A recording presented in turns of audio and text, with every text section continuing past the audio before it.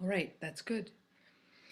So thank you for choosing to be here with us today. I know you have a choice. I know some of us are really happy not to be out driving in the rain. And so I'm glad you joined this spiritual community today. And I know that you actually do have some choices where you could be in person. So I'm glad you decided to be here with us. So I'm just going to get right into the topic because it's feeling our freedom no matter what. There's a lot to say. So I want to start with the quote with the Ernest Holmes quote that Maria used in the CSLT calendar for the month of July. And I'm going to put it in context. It's a gorgeous quote all by itself, but when you see it as it's written, it becomes amazing. It's from The Science of Mind, page 338. The aim of evolution is to produce a human who, at the objective point of their own self-determination, may completely manifest the inner life of the spirit. May completely manifest the inner life of the spirit. That is, the spirit shows up as us, which is that place of freedom. And then the quote from the calendar, even the spirit does not seek to control us. It lets us alone to discover ourselves. And then the rest of the quote, the most precious thing a human possesses is their own individuality. Indeed, it is the only thing they really have or are. For one instant, to allow any outside influence to enter or control this individuality is a crime against the real self. So what is he saying here?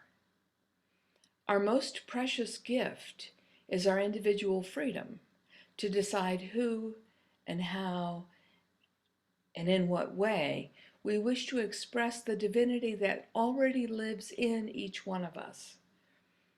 And for us to be or do anything other than that, he calls it a crime. I'll call it an error, a misapplication, or a mistaken use of the gift we've already been given. And this is not the point of view that's commonly held. In fact, it runs quite contrary to common hour thinking. And if you hear in your own mind, who do you think you are? Do you think you're special or something? God's gift to humanity? What makes you think you are allowed to be free? You wouldn't be alone in that thinking. Cultural conditioning, what everybody has accepted as truth in our physical world, is quite false in that it says none of us are good enough or perfect enough to claim and own that God lives as us. But in fact, that's the truth of it. That's the deal. God lives as us. That idea is core to our teachings and also at the core of the teachings of all the mystics, of all the spiritual teachings that I know of. This notion of God living as us. Is there a bigger possibility of freedom than that? I don't know of one. Mystic Howard Thurman wrote, probably said and wrote, the awareness of being a child of God tends to stabilize the ego and results in new courage, fearlessness, and power. How would we live differently if we recognized we were already free? As children of God, or emanations of the divine, as I prefer to say it, how would we live differently if we actually truly believed we were free? Thurman says we wouldn't be afraid or timid. He said we would express new courage, fearlessness, and power. What would that look like for you? Courage, fearlessness, and power. And I need to talk about power for a minute, this power and freedom thing. Because power, the way Thurman talks about it, or Holmes refers to it, or I talk about it, it doesn't ever mean power over another person. Power means the ability to do and be what we have been called to be. power to be ourselves, power to act as God-infused beings that we actually are, power to live freely, with courage and with fearlessness. I'll repeat the spiritual thought that Sharon read earlier, just a few minutes ago. Ernest Holmes from The Art of Life, page 114 and 15. No matter what the doubts and fears of yesterday were, the affirmations of today may rise triumphant over them. If we persist in seeing beauty, beauty will appear. Let us remember that each day is a fresh beginning. Every day the world is made new. It makes no difference how unhappy or fearful we may have been in the past. Today presents itself with a new opportunity. Today we may start afresh.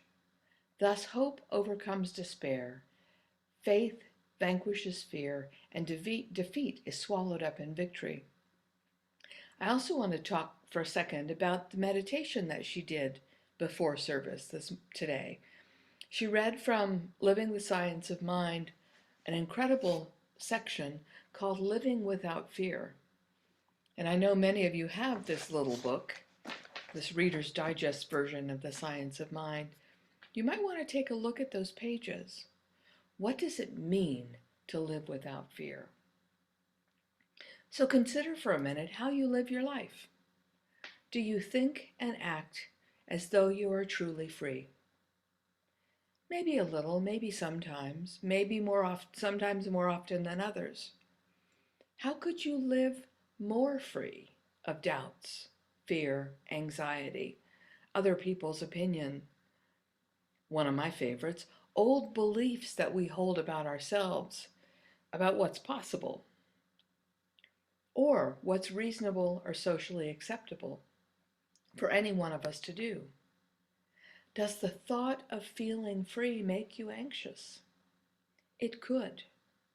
It's a big challenge for a lot of people.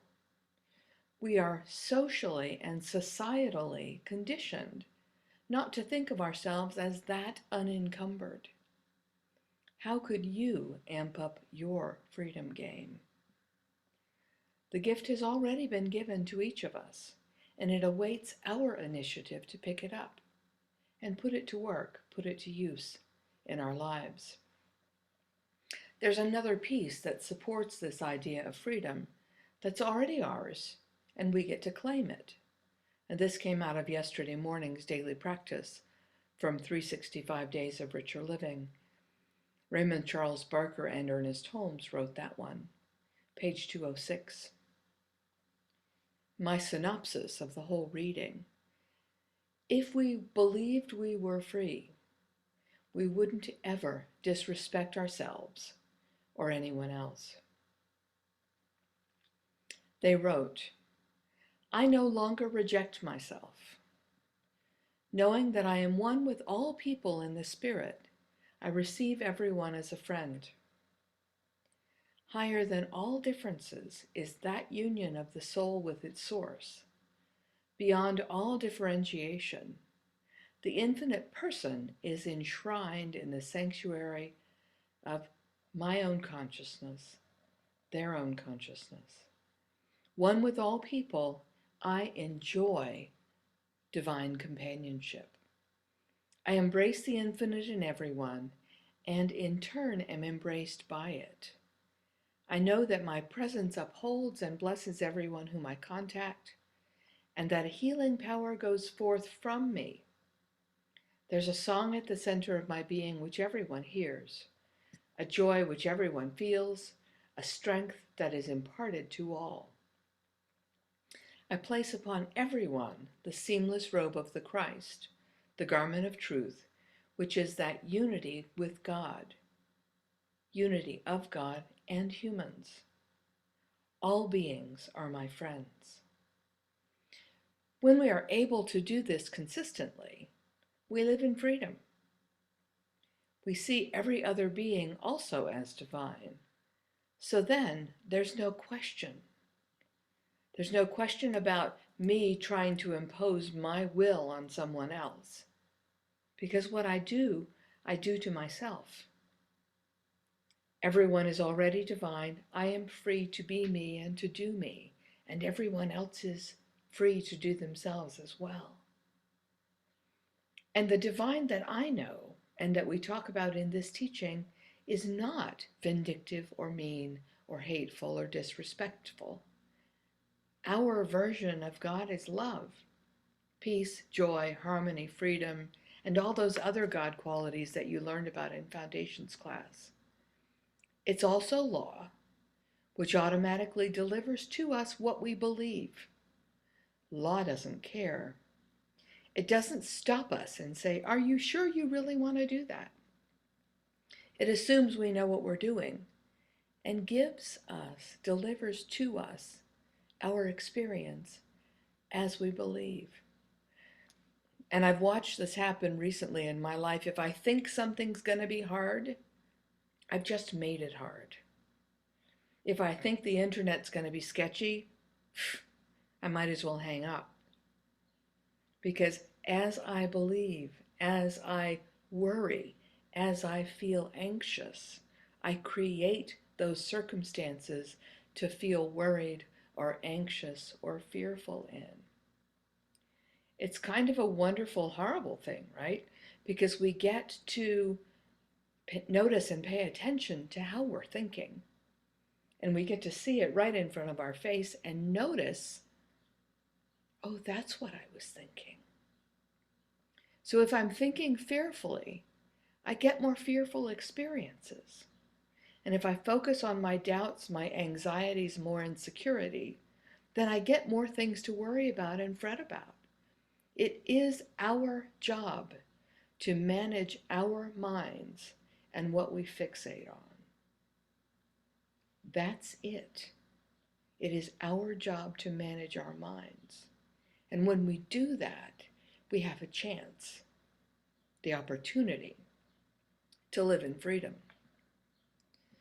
One of the ideas that I really like out of the Christian New Testament, I seldom say that, so you know how rare this is the idea of putting on the full armor of God. It's in the letter to the church at Ephesus. Paul wrote it. How does he tell the members of that congregation to mentally dress? He tells them to put on truth. He tells them to put on righteousness, which is right thinking. It's not like judgment, it's right thinking. He tells them to put on peace and faith and knowing and prayer and communion and love and wisdom. When we mentally dress ourselves in our God nature, we can see that we're already free. I have one last story to tell, and then I'll close. A bunch of years ago, I visited a destination spa outside of Austin.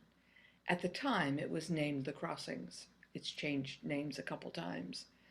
It was an absolutely magical place overlooking Lake Travis. And I took a beginning Tai Chi class in this lovely room at the top of the complex. Even though the room had mirrors on 3 walls, which is not my favorite thing, I still enjoyed the class a lot. And the next day I saw another class in that same room. And I thought, sure, I like the room, it's cool. The name of the class was Nia. I didn't know what that was. But I thought I'd check it out because I liked the room. And when I arrived early for the class, the instructor was playing Janis Stanfield's If I Were Brave on a boombox, which tells you how long ago it was. Here are the lyrics to that song, without all the repeats. What would I do if I knew I couldn't fail? If I believed, would the wind always fill up my sail? How far would I go? What could I achieve, trusting the hero in me? If I were brave, I'd walk the razor's edge, where true believers dare to tread. I'd never lose faith, even when losing my way. What step would I take today if I were brave? What would I do today if I were brave? What if we're all meant to do what we secretly dream? What would you ask if you knew you could have anything? Like the mighty oak sleeps in the heart of the seed, Are there miracles in you and me? You know there are. If I were brave, I'd walk the razor's edge where true believers dare to tread. I'd never lose faith even when losing my way. What step would I take today if I were brave? What would I do today if I were brave? If I refused to listen to the voice of fear, would the voice of courage whisper in my ear? Maybe this is what I would hear. I'm brave enough to move ahead where true believers dare to tread. Never lose faith, even when losing my way. What step will I take today, since I am brave? That was the first time I'd heard that song, and I was mesmerized by it. I can imagine some of you are probably giggling because you know what Nia dance is, or Nia dance. It was a dance class. I never learned to dance. I avoid group aerobics and step classes like the plague. And anything that remotely connects music and patterned music, especially if it's fast. And then when all the other participants arrived, it was clear they all knew each other. They all had the right costume on. And they knew all the movements. I did my best to keep up and I didn't quit. And I didn't enjoy a minute of it. If this happened today, I'd exercise my freedom and leave. But when I stopped by the gift shop on the way out of the resort, they had a paperweight inscribed with the words, "What would you attempt to do if you knew you couldn't fail?" I realized I needed that because I wanted the reminder, not of the dance class, but of the big idea. What would I do if I knew I couldn't fail? The gift of freedom has already been given to us. We have to take it and own it if we're going to experience it. So I want to close with two pieces written by Ernest Holmes that are both published in the front matter of the Science of Mind text. The first is his dedication. These lessons are dedicated to that truth which frees each human from themselves and sets them on the pathway of a new experience, which enables them to see through the mist to the eternal and changeless reality. That's the dedication of this teaching that is our primary textbook, that is really the instruction to each of us saying, hey, look, you have the road to freedom. You have to take it and use it to have the experience. And then he has a poem also on that same page. And this is the second part, which is soft and gentle and friendly and kind and inclusive. Peace be to thee, stranger. Enter and be not afraid. I have left the gate open.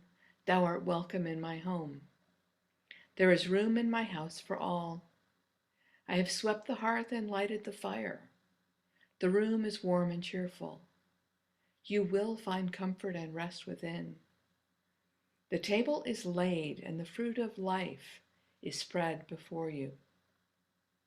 The wine is here also, it sparkles in the light. I have set a chair for you where the sunbeams dance through the shade. Sit and rest. Refresh your soul. Eat of the fruit and drink of the wine. All of it is yours, and you are welcome. That's what we've got to work with. We have this gift of freedom already given to us, all of us. And we get to decide how we choose to embody it, how we choose to decide to make use of it, and to engage with life from that point of view. And we don't have to. I mean, nobody's making us be free. We can pretend we're trapped and stuck if we wish. Why would you? Why would any of us pick that? And yet, some people do, and it's okay. It has to be okay, because everybody gets to choose for themselves. It's a hard thing to think, right? Choose what frees you. Choose what frees you. Do that. Focus on that. And when you find that crazy stuff in your face, say, "Excuse me, I kicked you out." Do that. Bless yourself and bless us all. Thank you.